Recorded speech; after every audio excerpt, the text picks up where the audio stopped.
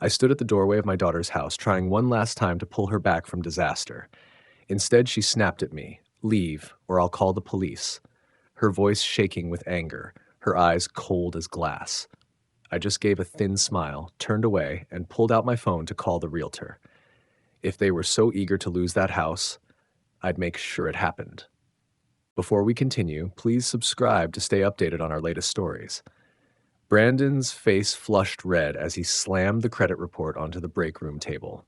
His coffee splashed across the scattered papers, bank statements I had pulled from my jacket, printouts that told the story he never wanted me to read. "Where the hell did you get these?" His voice cracked like a kid caught stealing. I kept mine steady, the way I'd learned when contractors panicked over a settling foundation. "The bank called my house by mistake. Late payment notice for Emily's address." I tapped the statement with one finger. 52,000, Brandon. Gambling debts, all tied to my daughter's house. He stepped in close, so close I could smell the mix of cologne and nervous sweat. The buzzing fluorescent lights above us felt like a hive. "This doesn't concern you, old man." "Doesn't concern me?" I spread the papers across the scarred tabletop. "My daughter's about to lose her home because you can't stay off poker sites, and you think that doesn't concern me?" His flashy watch caught the light as he swept the papers onto the floor. They drifted down like dead leaves. "Stay out of my business, Robert. I handle my own affairs." "Your affairs?" I bent down, picking the pages up with the same careful hands I'd once used to sort blueprints. "These debts are tied to Emily's house, the home she thinks is safe, the one you've been mortgaging without her knowing." "She knows." His voice wavered. "Does she?" I stood tall, staring him down. "Does she know about the second mortgage, the equity line, the loan against her retirement?" Brandon turned toward the vending machine, humming in the corner, shoulders tightening under his pressed shirt. "I'm handling it." "By borrowing more?" I pulled out my phone, showed him the screenshot of his latest credit application. "Another 30,000. Same house." He lunged, trying to snatch it, but I pulled back. For a split second, I saw it on his face. Not just anger. Fear. "You don't understand," he muttered, the fight draining from his voice. "I had a system. It was working. Your system is about to cost my daughter her home. Your daughter?" He laughed, hollow. "She's my wife, Robert, 3 years now. Time you figured that out." I slid my phone back into my pocket. The break room felt smaller, walls pressing in, a half-eaten sandwich curled at the edges on the counter. "I built the equity in that house," I said quietly. 30 years of overtime. 30 years of choosing mortgage payments over vacations, over clothes, over everything. And you're gambling it away. I didn't ask for your help then, and I don't need it now." His knuckles whitened on his coffee mug. "Stay out of my business, or what?" He slammed the mug down, cracking it. Coffee spread across the table, creeping toward the papers I just recovered. "Just stay out." I folded the damp sheets, tucked them back into my jacket. Brandon stood there breathing hard like he'd run a mile. The vending machine clicked off, leaving a heavy silence. "I'm trying to help," I said. "I don't want your help." I nodded, turned for the door. Behind me, he called something about knowing my place, about minding my own business. I was already thinking ahead. Emily would listen. She had to. My watch read 3:30 as my footsteps echoed down the hall. She'd be home soon. Brandon wouldn't be back until after 6. That gave me time. The engine ticked as it cooled in her driveway. Through the window, I saw the glow of the oversized television Brandon had splurged on last month, the one that probably cost more than most people's mortgage payment. I sat a moment, planning it out like I used to plan construction schedules. Step 1, show her the documents. Step 2, explain the danger. Step 3, find a solution. Before I could knock, Emily opened the door, phone to her ear. "Mom, I'll call you back. Dad's here." She hung up, gave me that careful smile she'd been wearing since the wedding. "This is unexpected." "We need to talk," I said. Her smile faltered. She stepped aside, motioned toward the living room.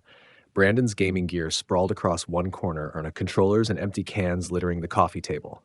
The air smelled like expensive candles and tension, the kind that seeps into walls when money fights never end. "Coffee?" she asked, already moving toward the Kit Johnson. "This is serious, Emily," I said. She stopped in the Kit Johnson doorway, one hand braced on the frame. "Fine, but I'm making coffee anyway. My hands need something to do when you start talking like this." I followed her in. A stack of unopened bills was tucked behind the toaster, and she avoided even glancing at them as she fussed with the machine. The refrigerator was plastered with wedding photos, Brandon's arm draped around her shoulders in every shot like he owned the place. I know about the gambling debts, I said. The scoop slipped from her hand and hit the counter. What gambling debts? I spread the documents across the island. Bank statements, credit reports, loan applications. Through every one of them carried Brandon's signature, everyone tied to her address. 52,000, maybe more. He's been using your house as collateral. Her face drained, then flushed red. That's impossible. It's right here. I tapped the equity line. Second mortgage for 30, credit line for 15, and no. She swept the papers off the island, scattering them across the floor. Brandon would never do that. He would never risk our house. Emily, look at them. They're fake. She gripped the counter, back to me. You made these up. Why would I? I crouched, picking up the papers again. Because you don't like Brandon. You never have. Her voice sharpened, the way it always did when she felt cornered. You want to break us up. I want to save your house. Our house is fine. She spun, eyes wet. We've never been late on a payment. Because you don't know about the other ones. I held up the statements. 2,200 last month, 1,400 the month before. Where do you think that money comes from? Stop it. She pressed her hands over her ears. He's borrowed against everything you own, your car, your retirement, your house. Stop it. She lunged for her phone. Brandon loves me. He would never hurt me. You're lying. My knees ached as I stood. The Kit Johnson felt fragile, like the whole room might collapse if we raised our voices any louder. I'm not lying, sweetheart. Don't call me that. Her fingers trembled as she scrolled through her contacts. Don't you dare call me that. Emily, get out. The words came strangled, desperate. Get out of my house right now. Your house? I looked around. Brandon's flashy purchases, the bills she ignored, wedding photos where I barely appeared. The house I co-signed for? The house I helped you buy? Get out, she raised the phone like a weapon. Or I'll call the police and tell them you're harassing us. Something cold moved into me. Not pain. I'd passed that point between the coffee maker and her covering her ears. This was sharper, steadier. I smiled. She blinked, thrown off. She'd expected begging or anger. Instead, I calmly folded the papers, tucked them into my jacket. You'll call the police? I asked quietly. Yes. But doubt flickered in her eyes. On your father, who's trying to keep you from losing this house? You're not saving anything. You're trying to ruin my marriage. I stepped toward the door, paused in the entrance. Behind me, she clutched the phone like a lifeline. I hope Brandon's worth it, I said. He is. I hope the house is too. I walked out, slow and steady, and climbed into my car. Through the window, I saw her still on the phone, probably warning Brandon about her crazy dad and his fake paperwork. The engine started on the first try, reliable like most things I'd built in my life. As I backed down the driveway, I saw her framed in the big window, small against the curtains, surrounded by Brandon's toys. That was my little girl once, the one who used to sit with me balancing the checkbook, who trusted me completely. I drove home slow, already planning my next move. This time, I'd speak with someone who understood documentation, someone who knew the weight of a cosigner's signature. The house was too quiet when I walked in. I set my keys in the wooden bowl by the door, the one she'd made back in 7th grade shop class. The rooms felt bigger than usual, emptier too. The coffee maker sputtered to life with its usual precision, one of the few reliable sounds left. While it brewed, I stood at the sink, staring out at my garden. February in Florida meant the citrus trees were heavy with fruit I'd likely eat alone. Everything I'd built in this house felt hollow now, like finishing a building only to find the tenants gone. My coffee was black, the way I learned to drink it back when cream was a luxury we couldn't afford. I carried the mug to the recliner that once belonged to my father and let the past roll in. 1994, Emily was 7, gap-toothed, always asking why Daddy worked so many nights. Back then, I was pulling 18-hour days, 12 at the engineering firm, then 6 more at the concrete plant until my back screamed and my hands split from lime burns. She once sat on my lap as I filled out the payment stub, tracing the numbers. Why do you always pay extra, Daddy? Because the bank charges interest. If we put $50 more toward the principal, we'll own the house faster. She nodded like she understood compound interest at 7, so it'll really be ours. That memory tasted bitter now, mixed with cold coffee and 30 years of irony. I'd cut vacations, counted every dollar, sacrificed everything to teach her the value of ownership. One year, the water heater died and the Disney trip became plumbing repairs. It's our house. I told her then, when you own something, you take care of it. She'd forgotten those lessons somewhere between wedding fittings and Brandon's promises. Forgotten the nights I ate peanut butter sandwiches so she could take fresh fruit to school. Forgotten the overtime that paid for her college, her car, her wedding. Brandon never worked overtime a day in his life, never balanced a checkbook. To him, money was always there, consequences for someone else, and Emily chose that world over mine. I set my mug down beside her graduation photo. She'd been so proud that day, debt-free, because her father had planned since she was 7. I did it all for her, I said into the quiet. But that wasn't true anymore. She made her choice in that Kit Johnson when she called me a liar and threatened to dial the police. Now it was my turn to choose. Walk away and let Brandon's gambling destroy everything I'd worked for, or fight back. Not as a father trying to rescue an ungrateful daughter, not as a hopeful grandfather, but as a man being cheated out of 30 years of equity. The house creaked around me, solid proof that careful planning lasts. Brandon's philosophy was the opposite: borrow tomorrow to buy today. Time to see which held up. I stretched sore muscles, my mind clicking into engineer mode. Identify the problem, assess resources, build a solution. They thought possession gave them power. They forgot about the documents I signed decades ago. In my office, the filing cabinet waited, alphabetized, dated, cross-referenced. Emily's house had its own thick folder from the first mortgage to last month's taxes. I spread the papers across my desk under the bright LED lamp. Loan applications, credit reports, bank statements, and finally, the page I wanted. The original mortgage, with 2 signatures at the bottom, hers in careful script, mine in neat engineer's print. What made me smile wasn't the signatures at the bottom, but the line above them. Co-applicant Robert Hayes. Father, joint and several liability. I leaned back in the leather chair I'd bought when I made supervisor 20 years ago. That phrase, joint and several liability, had real teeth. Teeth Brandon Klee never thought about. The memory came back, clear as day. April 2021. Emily and Brandon sitting across from loan officer Laura Johnson at Heritage Federal Bank. Brandon's record was shaky. 2 jobs in 3 years. Credit score around 620. Emily's paycheck as a dental hygienist was steady but modest. Together they could swing maybe $200,000. But the house she wanted was $340. We'll need a cosigner, Laura said, tapping her calculator. Someone with excellent credit and steady income. Brandon shifted. What does that mean exactly? It means the cosigner is legally responsible if you default. Equal rights, equal responsibility. I had hesitated. 40 years of steady work, credit over 800, savings I'd sweated for. Did I really want to put all of that at risk for Brandon? Then Emily gave me that look she'd had since she was a little girl. Please, Dad, we'll never miss a payment. Laura pressed on. You understand, Mr. Hayes, that as co-applicant, you'll have standing in major decisions, refinancing equity loans, even selling. Brandon had nodded fast, eager to get on with house shopping. Emily squeezed my hand, and I signed, thinking I was helping her reach the American dream. Now, 4 years later, Brandon's gambling debts had turned those fine print details into my strongest weapon. I studied the mortgage again, magnifying glass in hand.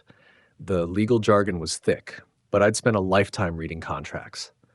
One clause lit up like a warning beacon. In the event of financial distress or default, all co-applicants retain equal legal standing to initiate protective measures, including foreclosure, forced sale, or transfer of title. Forced sale. I set the paper down, saw my reflection in the dark window. Emily could threaten me with the police, but she couldn't erase the fact that I was a legal co-owner. My name was in the foundation of that house. I pulled out my phone, found the contact I'd saved years ago, Thomas Johnson, Laura's brother, a real estate lawyer who specialized in family property disputes. Tomorrow I'd call him.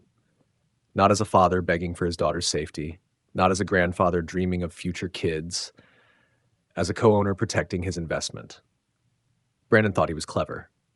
Emily thought I was just dad, easy to ignore. They'd both forgotten the first rule of construction: always check the foundation before you build, and this one had my name written all over it. I slid the papers back into the folder, returned it to its slot in the cabinet. Phase 1 had been discovery. Phase 2, reconciliation. Both failed. Phase 3 would be law and contracts, not feelings. For the first time since uncovering Brandon's debts, I felt like I could win. I'd spent my life building foundations.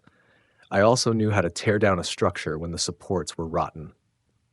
I'd barely settled into my evening routine when pounding rattled the front door. 3 sharp knocks, a pause, then 3 more. Through the peephole, I saw Brandon, flushed and wild-eyed, his expensive shirt wrinkled like he'd been clawing at it. I opened the door just a crack. The chain still latched. "Evening, Brandon." "Open this door," he barked, voice edged with desperation. "It's open enough for a conversation." He pressed his palm against the frame, leaning close to the gap. "Brandon," I said through the crack in the door, "Emily told me about your story, my fake documents and conspiracy theories. Did she also tell you about the $52,000 in gambling debts?" His face flushed red. "Those aren't gambling debts. They're business investments. Crypto, non-fungible tokens, real estate." "Strange," I said. "Poker sites don't usually deal in real estate." He shifted back and forth like a trapped animal. "You don't know what you're talking about, old man." I pulled out my phone. His eyes locked on it. "Should I call Emily? Let her hear your business pitch?" "Don't you dare." He jabbed a shaking finger at me. "You've done enough damage to my marriage." "I haven't done a thing. Your gambling's doing the damage." He slammed his palm against the door. "It's not gambling. I had a system. I was making money until—" He cut himself off. I pressed. "Until nothing. Just stay out of our lives. No more visits. No more fake paperwork. No more poison in Emily's ear." "Or what?" His smile was flat. "Or things get unpleasant. Lonely old men. Accidents happen." Sweat rolled down his face despite the February chill. His hand tapped nervously against his thigh, the same rhythm I'd seen in contractors who knew they'd lost the job. "Are you threatening me, Brandon?" "I'm explaining reality." He leaned in, reeking of alcohol under his cologne. "Emily and I are happy. We're handling our finances. You're not needed, not wanted, not welcome." "Interesting perspective," I said. "It's the only one that matters." He straightened his wrinkled shirt, stepped back. "Stay away from us, Robert. I mean it." I watched him storm off to a Mercedes-Benz upstairs. I knew he couldn't afford. The engine purred, German precision, all bought on credit. He tore down the street, tires squealing. I slid the chain loose, locked the deadbolt, and watched his taillights vanish. His visit hadn't scared me. It had confirmed the next step. Brandon was spiraling. The addiction he denied was eating away his money and his judgment. Threatening me in my own home, talking about accidents. That wasn't control. That was desperation. I picked up my phone and found the number I'd saved. Thomas Johnson, real estate attorney. Tomorrow I'd turn discovery into action. Brandon thought intimidation would silence me. He forgot I'd spent 40 years handling contractors who promised the impossible and threatened lawsuits when they failed. The difference this time, I had the legal leverage, and I knew how to use it. Thomas's office was on the top floor of a glass tower, charts covering the walls, the city skyline stretching beyond. He greeted me with a firm handshake, the same one that had earned my trust 3 years ago when he explained property taxes to Emily. "Robert, good to see you. I assume this isn't social." "I need a market analysis," I said, taking a seat. I set Emily's property folder on his desk. "This address. Current value." He opened his laptop. "Your daughter's house, right? The one we assessed back then?" "That's the one." He paused, fingers over the keys. "Everything okay at home?" "Let's focus on the numbers." He nodded and typed. Charts, comps, recent sales filled the screen. After 20 minutes, he leaned back. "Right now, 460, maybe 470 with the right buyer. That neighborhood's jumped since 2021. I jotted figures into my pocket notebook. "The house was bought for 340, I said. "Plenty of equity built up. Mortgage balance now should be what, 280? Thomas glanced at me. 293, I corrected, plus another 52. Brandon pulled out with loans. His expression stayed professional, but his eyes gave him away. Additional borrowing, home equity line, multiple credit lines, all tied to the property. He shut his laptop, leaned forward. "Robert, are we talking about a forced sale?" We're talking about a partition action. I co-signed the original mortgage. That changed everything. He reopened his laptop, pulling different records. Partition cases usually mean court-ordered sales. Timeline can vary, but buyers treat it like a motivated seller. Meaning, I asked, meaning you won't get top dollar, more like 420, maybe 430. Still good equity, just not peak. I did the math. 420. Subtract 293 on the mortgage. Another 52 in Brandon's debts. Add legal fees, commissions. Leaves maybe 70,000 net. Split according to ownership share, Thomas added. I closed the folder. Which brings me to my next appointment. He slid me a business card, scribbled a number on the back. That's my direct line. I pocketed it, already thinking ahead. When you're ready to move forward, call me first, Thomas. We shook hands. Partition sales take careful handling. I left his office with a clear picture of the financials.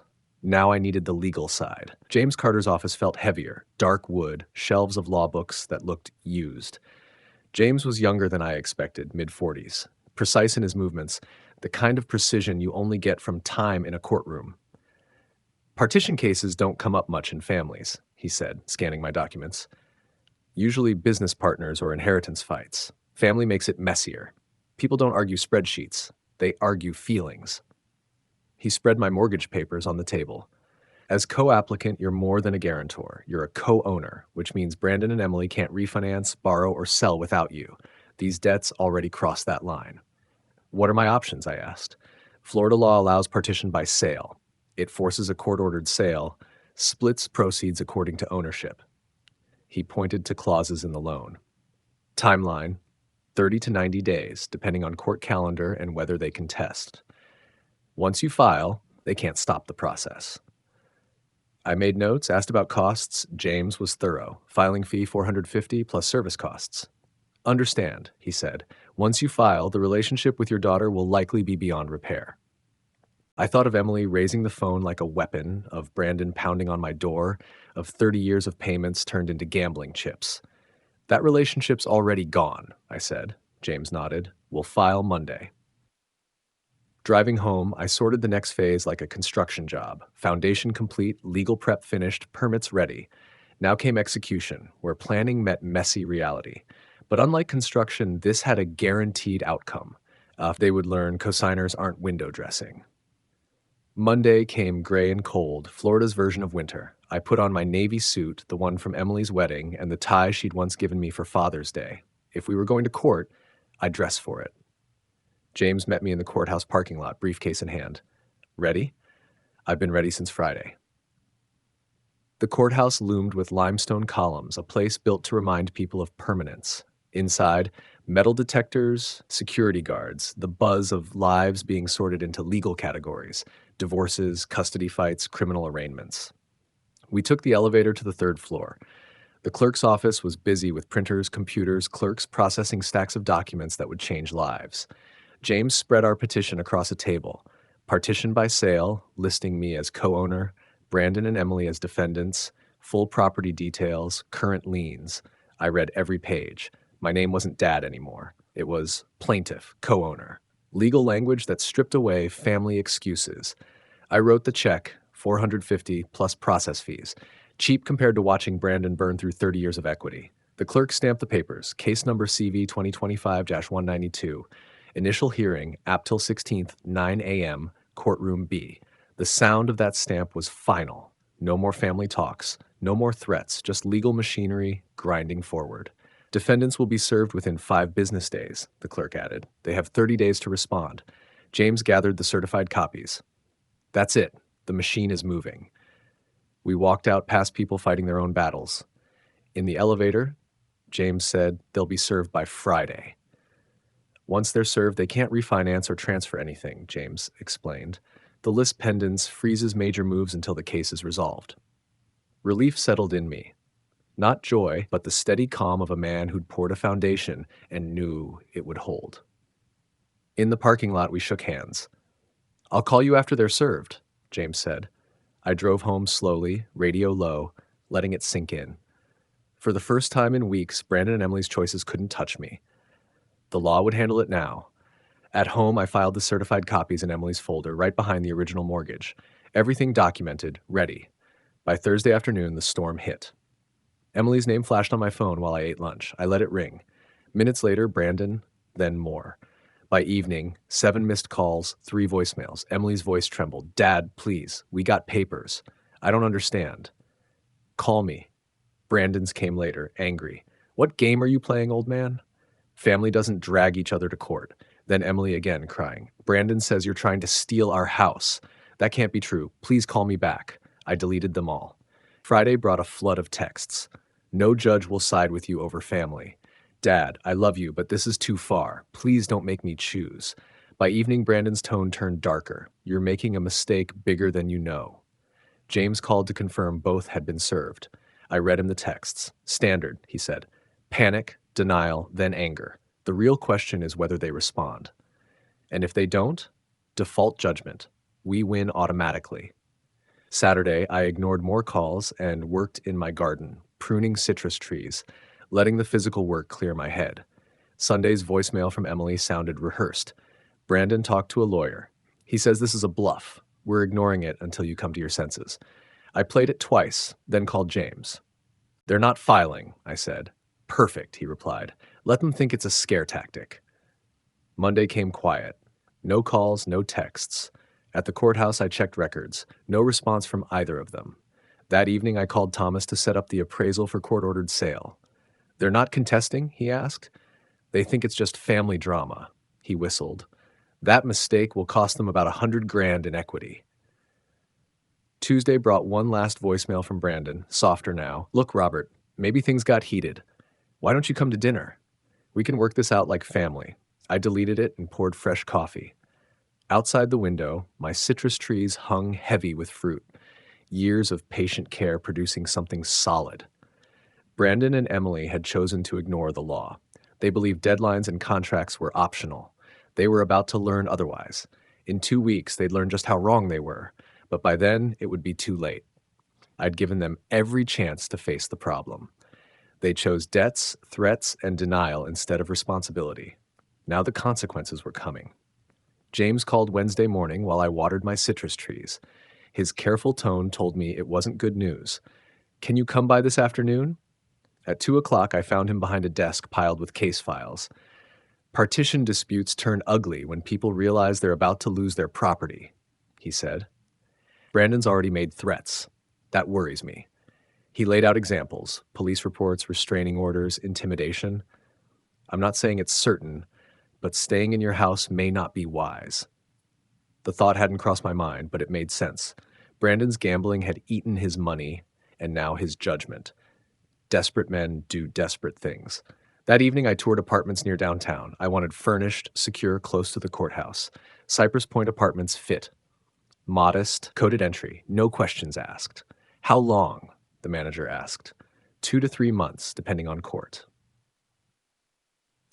She handed me keys to Unit 2B, parking space 47.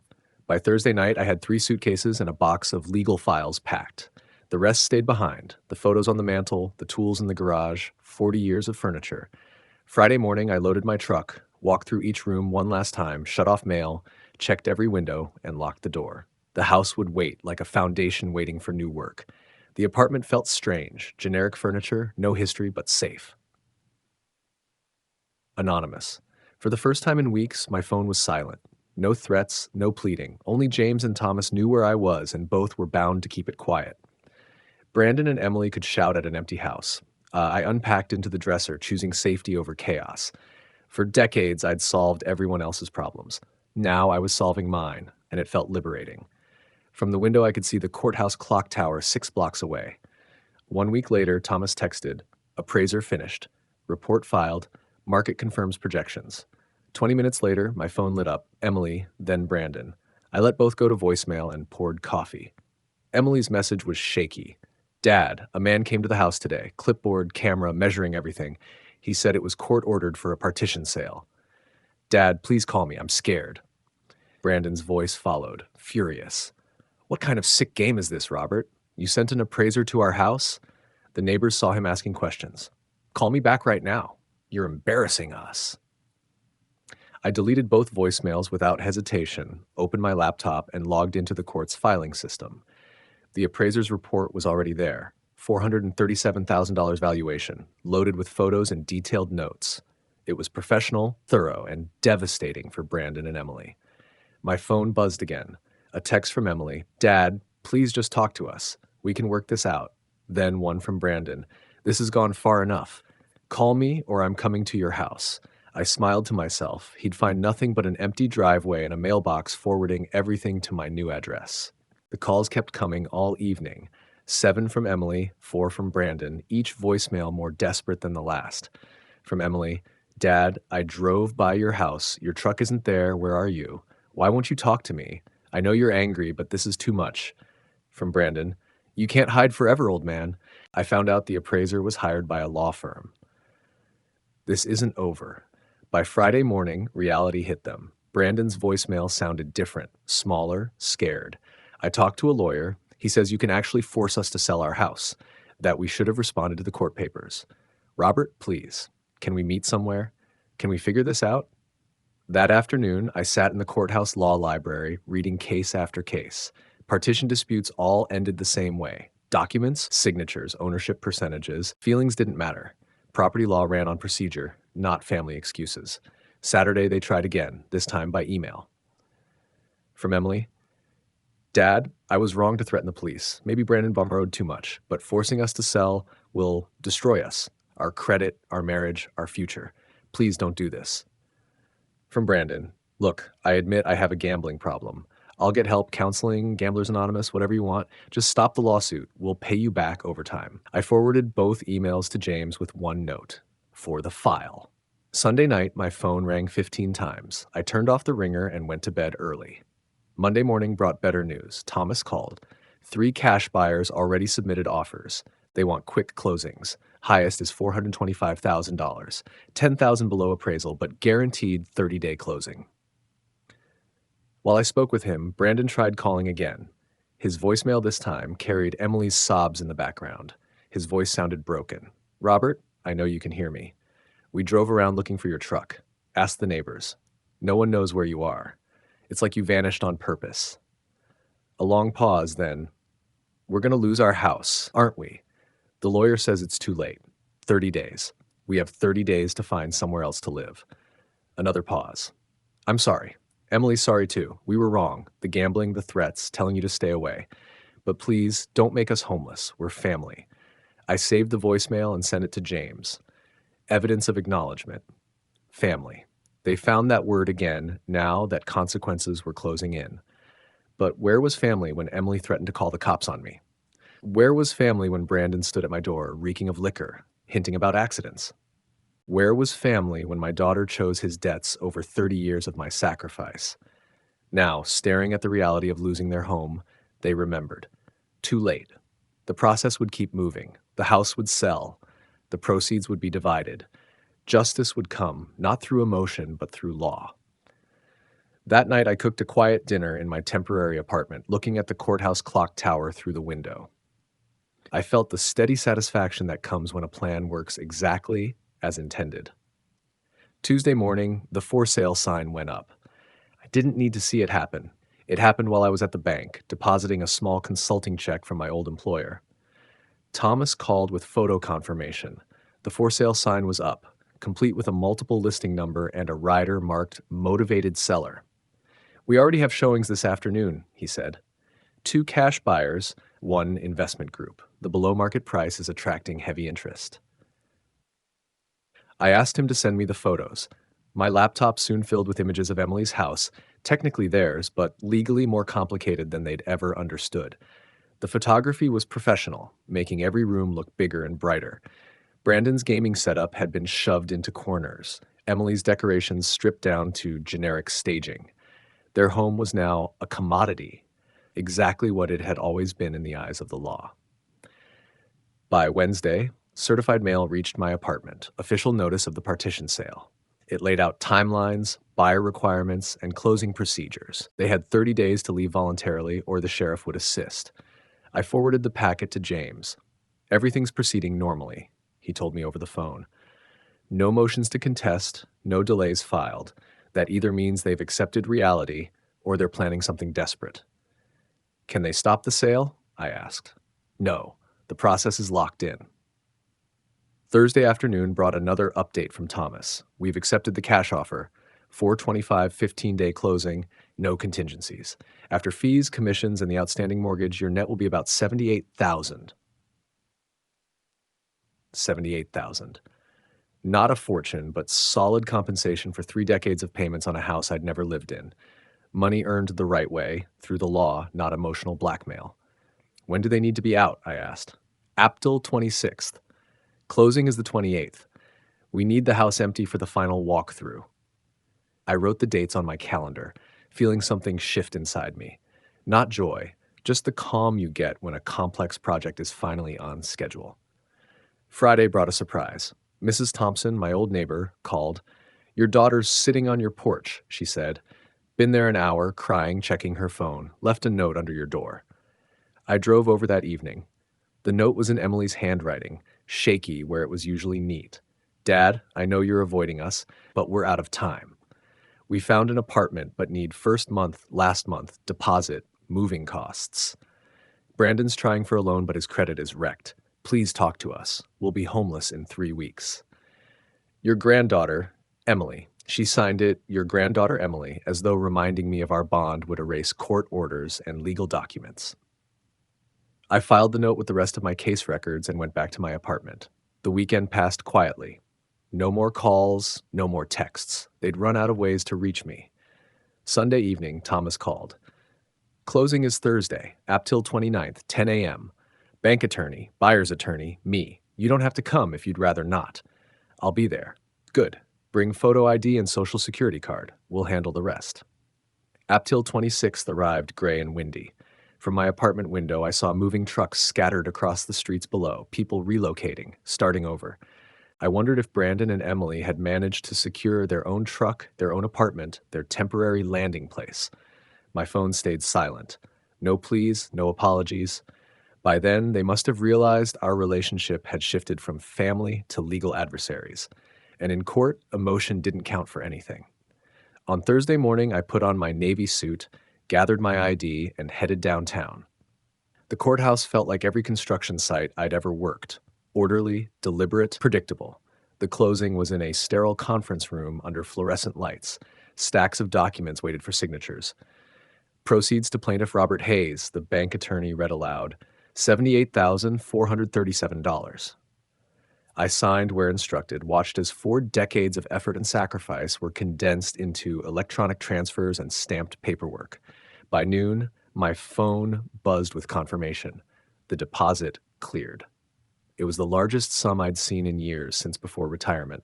In the parking lot, Thomas shook my hand. A pleasure working with you, Robert. James was more direct. Justice had been served. Back at my apartment, I found a voicemail waiting. Emily's voice was soft, tired. Dad, we moved out yesterday. Brandon found a job in Tampa, so we're starting fresh there. I wanted to tell you, I understand now, about the money, about his gambling, about why you did what you did. I'm sorry it took losing our house for me to see it. I hope one day you can forgive us. I love you. I played it twice, then deleted it, realizing consequences wasn't the same as earning forgiveness. That weekend, I toured condominiums in a golf course community. The sales agent walked me through a corner unit with a garden view. Most of our owners are retired engineers, teachers, managers, she explained. People who saved and planned for retirement. People who understand security comes from steady work, not from gambling schemes. People who respect contracts instead of treating them as suggestions. It felt like the right fit. I made an offer. While Brandon and Emily started over in Tampa carrying the weight of ruined credit and expensive lessons, I was stepping into something new. They'd chosen denial and threats over responsibility, assuming family ties would protect them from consequences. They were wrong. Thursday afternoon, I walked through my new condo, sunlight pouring across the golf course outside. I wasn't running from family. I was moving forward as a man who had defended his rights against people who mistook kindness for weakness. Justice had been delivered. Lessons had been carved into stone, and I had a new life to build, resting on a foundation strong enough to hold anything I wanted to put on it. Construction could begin whenever I was ready. To hear the next story, click the box on the left. And as always, Thank you for watching.